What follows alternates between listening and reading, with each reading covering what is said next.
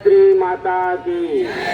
एक बार सभी भारत की सांस्कृतिक चेतना को जगाने वाले महामंत्र, जैसे ही देश को स्वतंत्र किया था वंदे मातरम ने, सबके अंदर वो स्फूर्ति और चेतना भरी थी कि भारतीयों ने ऐसी हुंकार भरी थी कि 70 देशों में रहने वाली अंग्रेजों की सत्ता भारत से दूर हो गई थी। आज एक बार पाश्चात्य संस्कृति, विदेशी आक्रमण, आक्रांताओं के विचार और अनेक वामपंथी विचारधाराओं ने जिस प्रकार से हमारे हिंदू समाज के ऊपर एक सांस्कृतिक आवरण चढ़ा दिया है, हम अपने उस गौरव गरिमा को, सांस्कृतिक गरिमा को भूल गए हैं। आइए उसको हटाने के लिए इस महामंत्र का सर्वव्यापी, विश्वव्यापी प्रयोग हो रहा है। करोड़ों व्यक्तियों की चेतना से सभी की चेतना जगेगी गायत्री महामंत्र के साथ। ओम भूर्भुवः स्वाहा तत्सवितुर्वरेण्यं भर्गो देवस्य धीमहि धियो यो नः प्रचोदयात्। हमारे बीच में एवं बांग्लादेश के हमारे हिंदू भाइयों की सुरक्षा हो, उसके लिए संघर्ष समिति के रूप में यहाँ पर जो उपस्थित पदाधिकारीगण एवं सभी उपस्थित जनमेदिनी का हृदय से वंदन कर रहा हूँ, अभिनंदन कर रहा हूँ, स्वागत कर रहा हूँ।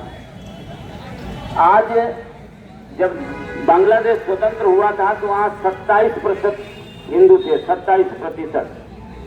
और आज की स्थिति में बांग्लादेश में हमारा हिंदू समाज लगभग 8% से भी कम हो गया है, 7% है, मतलब 8% के करीब में हो गया। वहाँ या तो वो मुसलमान बन गए या तो विवश होकर के उनको बांग्लादेश छोड़ना पड़ा। और वो प्रवासी भारतीय के रूप में हमारे इस भारत में शरण लेकर के, शरणार्थी बन करके आ गए। यही एक देश की बात नहीं है। जहाँ मुस्लिम समुदाय की संख्या बढ़ी है वहाँ पर हिंदू को भागना पड़ा है।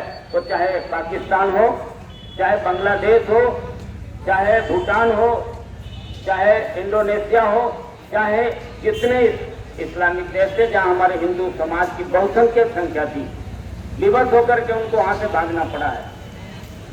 यदि हम आप भी अपने शक्ति का प्रदर्शन नहीं करते संगठित होकर के, कभी कभी ऐसा लगता है कि हम अमुक पार्टी के हैं, अमुक जाति के हैं, अमुक विचारधारा को मानने वाले लोग हैं, लेकिन जब ये संकट आता है तो वो समाज ये नहीं देखता कि आप किस पंथ को मानने वाले हो। बस एक ही बात है, आप हिंदू हो और उसका प्रायश्चित करना पड़ेगा।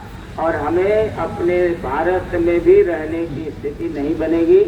इसलिए पहली अपेक्षा तो ये है, सबसे बड़ा समर्थन तो ये है कि हम सभी घर घर, बस्ती बस्ती में जा करके समरसता की भावना पैदा करें। हमारा हिंदू समाज जो बढ़ रहा है वो ना होने पाए।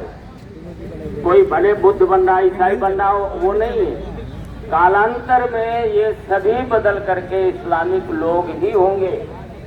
और उस स्थिति में हमारी स्थिति क्या होगी, हम भारतीयों की, हम सनातनियों की, हम हिंदुओं की। इस पर गहन चिंतन पूरे राष्ट्रीय स्तर पर चल रहा है।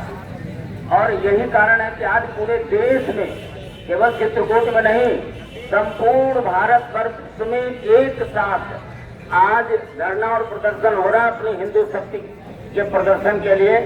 और उन हमारे बांग्लादेश के हिंदू भाइयों के सुरक्षा की प्रार्थना नहीं, अपने शक्ति का प्रदर्शन करते हुए अपने सरकार को सहयोग देने की भावना के साथ कि सरकार कोई कठोर निर्णय ले, कोई कड़ा निर्णय ले, जिससे हमारे एक मजबूत संदेश जाए बांग्लादेश को।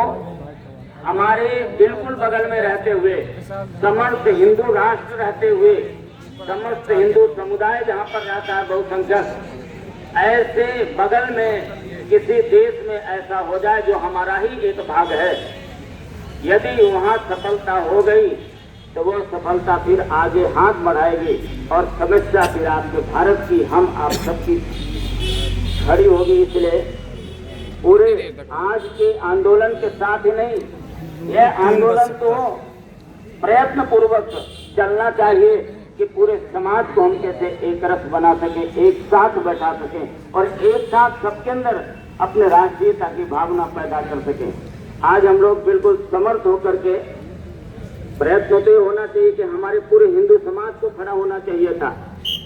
कोई ये कार्यक्रम किसी व्यक्ति विशेष का नहीं था, ये पूरे हिंदू समाज का था और हिंदू समाज की ओर से एक मैसेज जाना चाहिए था बांग्लादेश को और उन विधर्मी लोगों को जो इतना सहयोग करने के बाद हमारे विरुद्ध खड़े होते हैं, हमारे उन महिलाओं और उन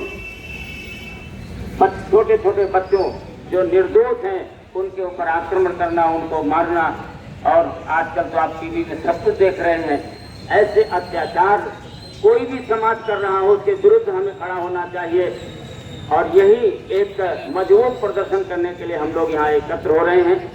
सभी भाइयों से ये अपेक्षा भी रहेगी सदा सदा के लिए कि आप अपने आसपास लोगों को संगठित कीजिए। माननीय हमारे मुख्यमंत्री जी ने जैसे एक निवेदन किया था, बड़ा गंभीर बात थी कि यदि हम बटेंगे तो कटेंगे और यदि एक साथ रहेंगे तो बचेंगे। यदि हमको सुरक्षित रहना है तो सबसे पहला काम आज है कि हमारे बीच का जितना भी भेदभाव है दूर करके हम एक हैं, एक बनेंगे, नेक बनेंगे। एक होने का मतलब नहीं, हनुमान जी हमारे उदाहरण है, आराध्य हैं। हनुमान जी एक भी थे और नेक भी थे और ऐसी शक्ति हनुमान जी के पास थी कि सुरसा जैसी महान आपत्ति को उन्होंने भी निगल लिया था, लेकिन कहीं भी उन्होंने अपने शक्ति का दुरुपयोग नहीं किया। वो तो तभी किया है जब कोई सामने से आकर के हानि पहुंचाना चाहा। हमारा सनातन धर्म, हमारा हिंदू समाज सहिष्णु धर्म को मानने वाला है, इसमें कोई संदेह नहीं है, लेकिन हमारे देवताओं के हाथ में शास्त्र भी है और शस्त्र भी है। जहाँ शास्त्र है वहीं शस्त्र भी है। शास्त्र से भी कोई नहीं मानता तो हम शस्त्र भी उठाने में नहीं चूकते। यही संदेश देने के लिए हम लोग सब कोई आज अपने जिलाध्यक्ष को एक ज्ञापन देने के लिए पहुंचने वाले हैं। ओम शांति शांति शांति।